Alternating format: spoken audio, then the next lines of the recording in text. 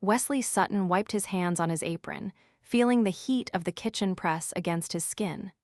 It had been years since he'd worked a line shift, but now, disguised as a trainee cook, he was right back in the chaos. He had built this restaurant chain after buying it from its struggling original owner over a decade ago. 13 locations strong, it had been his pride. But lately, complaints had piled up: long wait times, poor food quality, and, most concerning, rumors of mistreatment toward staff. He had heard enough second-hand excuses. Now, he was here to see the truth himself. With his hair dyed a darker shade, a clean-shaven face, and a fake name tag reading Will, no one recognized him. It helped that most of the staff had never met him in person. He ran the company from corporate headquarters, visiting only for formal inspections. The night shift was understaffed. That much was clear the moment he stepped into the kitchen. Only 2 line cooks, a dishwasher, and 1 exhausted night chef were scrambling to keep up with the late dinner rush. The night chef, Miguel, moved with practiced speed, flipping steaks and stirring sauces while calling out orders. His forehead glistened with sweat, but he kept his focus sharp. Wesley worked beside him, struggling to keep up. His muscle memory kicked in, but he was slower than the others. Miguel, despite being overwhelmed, gave him quick pointers. "Keep your station clear, man. You don't want to trip over yourself." His voice was tight, but there was no frustration directed at Wesley, just urgency. Then the kitchen door swung open, and a sharp voice cut through the clatter of dishes and sizzling oil.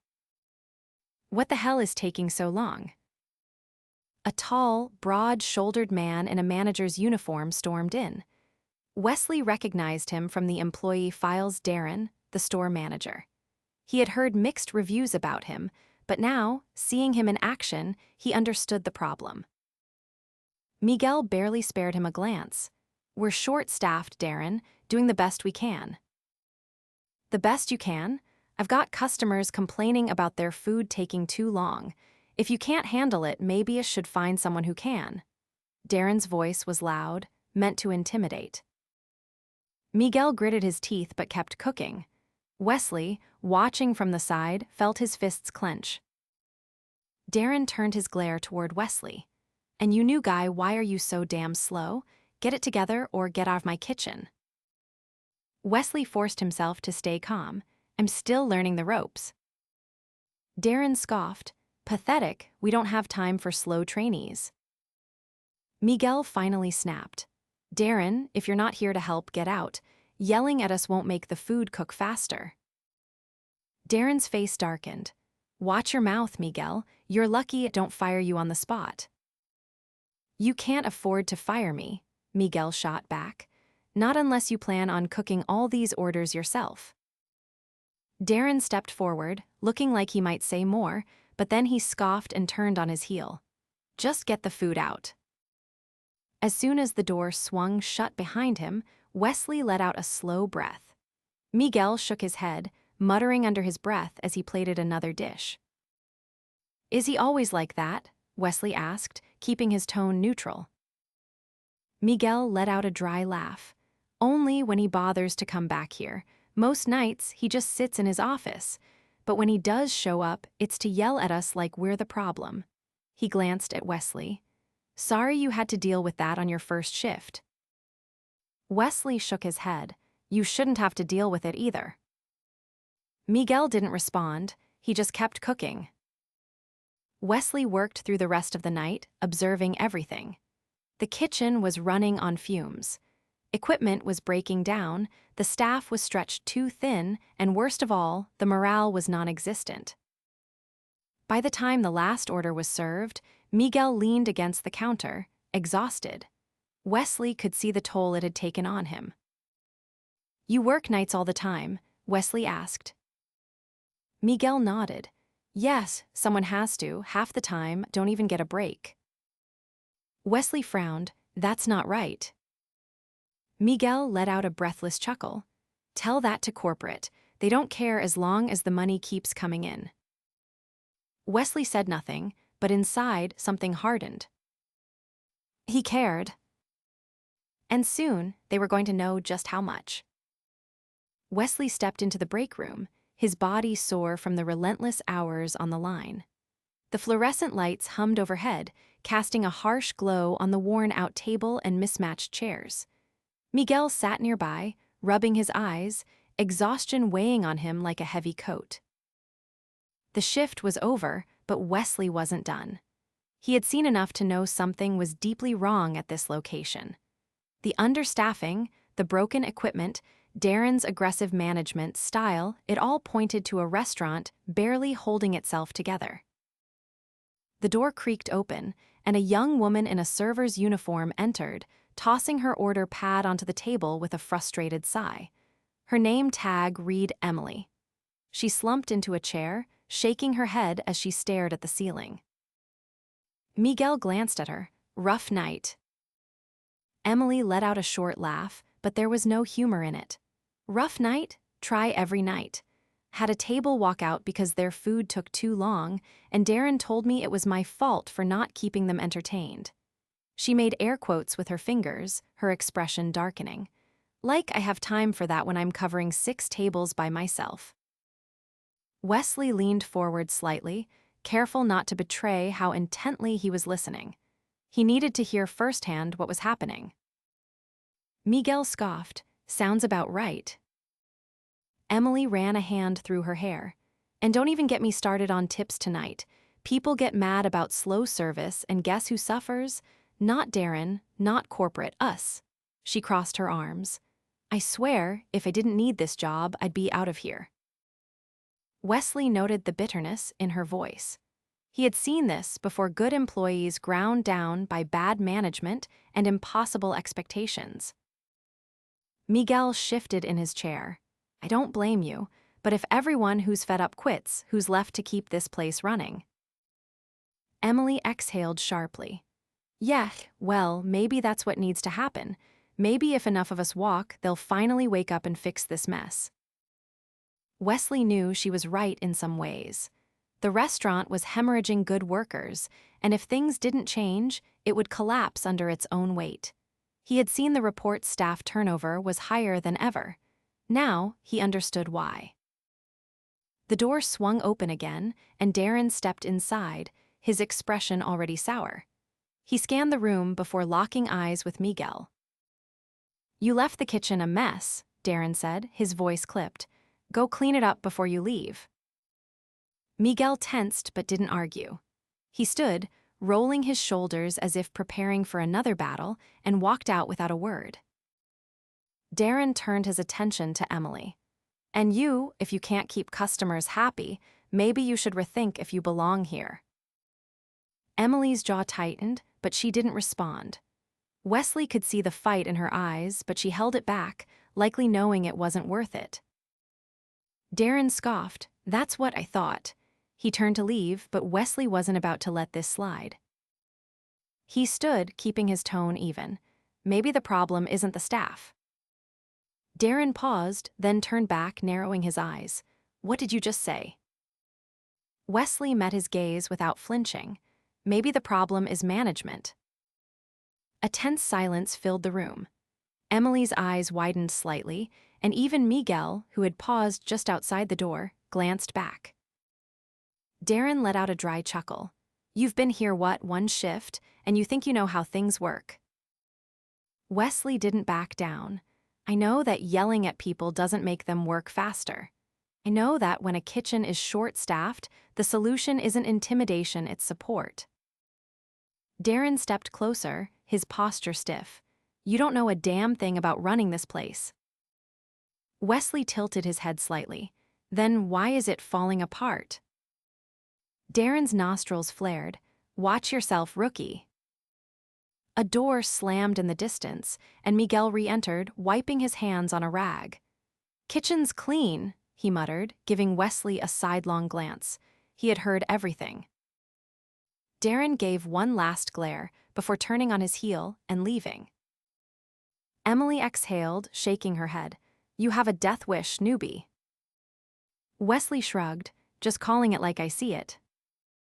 Miguel crossed his arms. I don't know what your deal is, but you just made an enemy out of Darren. Wesley already knew that, but Darren wasn't the one he needed to worry about. Tomorrow, he was going to dig even deeper. And when the time was right, he would make sure everyone knew exactly who he was. Wesley arrived early the next evening, blending in with the other employees as they clocked in. His muscles ached from the previous shift, but his mind was sharper than ever. He had seen enough to know that this restaurant was broken from the inside, and tonight he intended to push further. The atmosphere in the kitchen was already tense. Miguel stood at his station, preparing for the rush with mechanical precision. Emily was at the service counter, organizing silverware while exchanging quiet words with another server. Everyone moved with the quiet efficiency of people who had long accepted their circumstances. Darren was nowhere to be seen yet, but Wesley knew it was only a matter of time. As he tied his apron, he noticed an older man struggling with a fryer basket near the back. The man's face was lined with exhaustion, his hands moving slower than the rest. Wesley had seen him briefly the night before but hadn't spoken to him much. He stepped over, assessing the situation. The fryer oil was old, darkened from overuse. The kitchen was supposed to filter it regularly, but from the look of it, that hadn't happened in a while. The man sighed heavily, shaking his head. "This oil's no good," he muttered, his voice rough with fatigue. Wesley leaned down, inspecting it. "How long has it been like this?" The man wiped his forehead with the back of his hand. "Too long. Should have been changed days ago, but we're always too busy to shut it down. Darren won't let us do it during a shift, says it slows everything down." Wesley frowned. Old oil didn't just affect food quality, it was a safety hazard. But it was clear that efficiency had been prioritized over safety in this kitchen. He turned to Miguel, who was slicing vegetables nearby. "Is this normal?" Miguel barely looked up. "Yes, we make do." Wesley didn't like that answer. Before he could respond, the back door swung open, and Darren strode in, his presence absorbing the space like a storm cloud rolling in. His eyes scanned the kitchen before landing on the fryer. "What's the hold-up?" The older cook hesitated before answering. "Oil's overdue for a change." Darren's expression hardened. "And, you think we have time for that right now? You change it at the end of the night like always." Wesley stepped forward. "That's a safety issue." Darren turned sharply, eyes locking onto him. "You again." Wesley didn't break eye contact. "Bad oil can cause flare-ups. It's a fire hazard." Darren crossed his arms. "You want to lecture me on how to run a kitchen? We've been doing it this way for years. You don't like it, there's the door." Miguel and the older cook exchanged wary glances, but no one spoke. Wesley could feel the weight of their silence. They had learned to pick their battles, and this was one they knew they couldn't win. But Wesley wasn't just another employee. He exhaled slowly, forcing himself to keep his temper in check. "You're risking more than just bad food. If something happens, it's on you." Darren scoffed. "Nothing's gonna happen." He turned away dismissively. "Get back to work." Wesley clenched his jaw. He had seen enough recklessness in businesses before leaders who cut corners, assuming nothing would go wrong until it did. He wouldn't let that happen here. The shift pressed on, the tension thickening with every passing hour. Orders piled in, the kitchen staff moving as fast as they could. The fryer continued to sputter, the oil crackling louder than it should. Then it happened. A loud pop echoed through the kitchen as the fryer flared up, flames licking the edges of the basket. The older cook stumbled back, cursing as he grabbed for the fire extinguisher. Miguel reacted instantly, moving to shut off the heat. Wesley grabbed a nearby towel, batting down the small flames that had jumped onto the counter. Darren stormed in, eyes going wide. "What the hell is going on?" Wesley turned sharply. "Exactly what I warned you about." Darren's face twisted in anger. "You're blaming me for this." Wesley stepped forward, his patience gone. You ignored the warning signs. You put everyone at risk because you didn't want to lose a few minutes of productivity. The kitchen had gone silent. Every employee was watching. Darren's jaw tightened, but before he could respond, Wesley untied his apron and pulled it off, setting it neatly on the counter. Then he reached into his pocket, retrieving his phone. He tapped the screen a few times before holding it up. A corporate email account, his name, his title. Recognition dawned in Darren's eyes, his face draining of color. Miguel exhaled sharply. Emily, who had been watching from the service window, took a step forward, eyes wide. Wesley let the moment settle before speaking. I own this company. His voice was steady but firm, and I've seen enough. Darren opened his mouth, but no words came out. Wesley turned to the rest of the staff. From this moment forward, things change. No more cutting corners, no more intimidation, no more risking safety for the sake of speed. He met Miguel's gaze, then Emily's, then the older cook's. You all deserve better, and starting now, you're going to get it. Darren took a step back, his hands curling into fists. You can't just. Wesley turned his gaze back to him. You're done here. Darren's mouth opened, then closed. He looked around, realizing there was no one in his corner. Without another word, he turned and walked out. Silence hung in the air for a long moment before Miguel finally let out a breath. Well, he muttered, running a hand through his hair. Didn't see that coming. Emily shook her head, a slow grin spreading across her face. I did. Wesley exhaled, already thinking of the work ahead. This was just the beginning. The kitchen still crackled with tension even after Darren left. The fryer had been shut down, and the lingering scent of burnt oil hung in the air. Wesley rolled up his sleeves, taking in the faces of the employees around him. Some looked stunned, others relieved. Miguel wiped his hands on his apron, his gaze flicking between Wesley and the door Darren had stormed through. The silence broke as Emily let out a low breath and leaned against the counter. The others shifted, exchanging glances, unsure of what came next. Wesley straightened his posture, his voice firm but steady. He wasn't here to make a dramatic exit, he was here to fix what had been broken.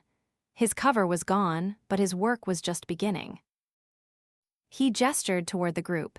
I need to talk to all of you. Miguel folded his arms, skeptical but attentive. The older cook, still shaken from the fryer incident, nodded slowly. Emily crossed her arms but stayed close. Wesley continued, keeping his tone measured.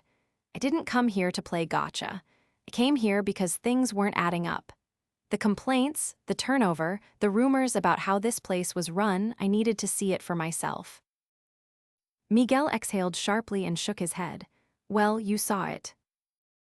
He had, but there was more to do. Wesley looked toward the fryer, then at the exhausted faces around him. This isn't just about one bad manager. If things got this bad, that means there's a breakdown somewhere bigger than just Darren. Emily shifted her weight, frustration still evident in her posture. Yes, but what are you actually going to do about it? That was the question, wasn't it? Wesley had fired bad managers before, made sweeping policy changes from corporate, but those were distant decisions. He had never been inside the problem like this before. He motioned for them to gather closer. First, I want to hear from you, not just about Darren, but everything. What's broken? What's stopping you from doing your jobs the right way? At first, no one spoke. Then, the older cook, still rubbing his hands like they ached, muttered, the hours. They cut shifts too much, say we have to make do, but it's impossible. We're always short-staffed. Emily nodded. And the pay. We're barely scraping by, and then we get blamed when customers get mad about slow service. Miguel added, the equipment. It's not just the fryer. The wok-in fridge barely holds temperature. The grills need maintenance, but we're told it's too expensive to fix everything at once. The complaints kept coming, a flood of problems that had been ignored for too long. Wesley listened, taking mental notes. This wasn't just mismanagement, it was systemic neglect. When the voices died down, he rolled his shoulders, already forming a plan. Here's what's going to happen. First, the staffing issues end now. No more skeleton crews. If we don't have enough hands to run a shift safely, we fix that. Miguel's eyebrows lifted slightly, as if he wanted to believe him but didn't dare hope yet. Wesley pressed on. Second, wages. I'll be reviewing pay across all locations. If we're losing good people because they can't afford to stay, that's on us, not you. Emily let out a breath, her arms loosening from their defensive cross. And third, the equipment gets fixed. No more putting off repairs. If something's broken, it gets handled. No exceptions. The room was quiet, but the energy had shifted. Skepticism still lingered after all. They had heard promises before, but there was something else now too. A spark of possibility. Miguel was the first to break the silence. You're serious about this? Wesley met his gaze, completely. A long pause, then Miguel nodded, slow but certain. Emily exhaled, running a hand through her hair. Guess we'll see. That was fair. Words meant nothing without action. Wesley clapped his hands together. All right, let's get through tonight. Tomorrow, I'll be back not as some undercover trainee, but as the guy who's making this right. The employees exchanged glances. Then, one by one, they nodded. The fryer was out of commission, the kitchen still running on thin resources, but for the first time in a long while, there was something else in the air. A change. A real change. The next morning, Wesley arrived at the restaurant before the first shift started. He had spent the night reviewing everything: pay structures, employee schedules, maintenance logs. What he found only reinforced what he had already seen firsthand. This location had been neglected for far too long, and it wasn't just an isolated issue. Other restaurants in the chain had similar problems, though none seemed as bad as this one. Still, fixing one store wouldn't be enough. The entire company needed. He stepped inside, noting how different the atmosphere felt compared to the night before. The employees still moved with the same practiced efficiency, but there was something else now: a quiet expectation, a cautious hope. They had heard his promises, but now they were waiting to see if he would follow through. Miguel was already at his station, prepping for the lunch rush. Emily was at the front counter, speaking with a morning server. The older cook from the fryer incident was wiping down his station, his movements slower than the others but steady. Wesley made his way toward the back office. Without Darren's looming presence, the space felt less oppressive, but it was still cluttered with outdated paperwork and ignored maintenance requests. He sat down at the desk, pulling out his phone. Over the next several hours, he made call after call. He spoke with the regional managers, informing them of the immediate changes. He reached out to the corporate finance team, pushing through wage increases for the lowest paid employees.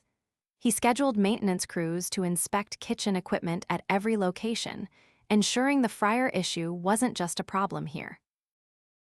By midday, the first tangible changes were already in motion. A repair team arrived to assess the fryer and refrigeration units. Employees exchanged glances, clearly surprised that action was happening so quickly. A district manager, clearly flustered by the sudden attention, showed up to review the scheduling policies Wesley had flagged. Miguel passed by the office, pausing in the doorway. His sleeves were already rolled up, his apron dusted with flour from prepping dough. He leaned against the frame, arms crossed. "You're really doing all this," he said, more statement than question. Wesley looked up from his notes. "Told you I would." Miguel studied him for a moment. "I've seen corporate folks come in, make big speeches, then disappear. You're different." Wesley nodded. "Because I had to live it, you don't see the full picture from behind a desk."